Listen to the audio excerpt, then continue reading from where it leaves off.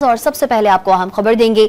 सदर मुमलिकत आसिफ अली जरदारी की तबीयत नासाज हो गई है। सदर मुमलिकत को नवाबशाह से कराची मुंतकिल कर दिया गया। सदर जरदारी को कराची के निजी अस्पताल ले जाया गया, जहां उनका मुआयना करने के साथ मुख्तलिफ टेस्ट भी किए गए। अस्पताल सराय के मुताबिक सदर मुमलिकत आसिफ अली जरदारी को बुखार और इन्फेक्शन की वजह से अस्पताल में दाखिल किया गया है। सदर मुमलिकत ने गुज़िश्ता रोज नवाबशाह में नमाज ईद अदा की थी।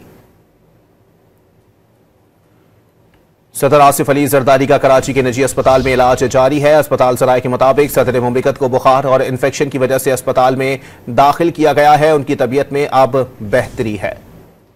मजीद जानते हैं डॉन न्यूज के नुमाइंदे खावर हुसैन से। जी खावर, बताइएगा सदर आसिफ अली जरदारी की तबीयत के हवाले से मजीद क्या नई अपडेट्स आई हैं? जी अरीबा, डॉक्टर्स की टीम उनका मुआयना कर रही है, मुसलसल निगरानी की जा रही है और अब डॉक्टर्स का ये कहना है कि उनकी तबीयत में बेहतरी आ रही है। चेस्ट इन्फेक्शन की वजह से उन्हें बुखार था, बुखार तो काफी बेहतर है। अब मजीद ट्रीटमेंट उनकी जारी है और ये बताया जा रहा है कि शायद कल तक उनकी तबीयत बेहतर हो जाएगी, इसके बाद उन्हें घर मुंतकिल कर दिया जाएगा।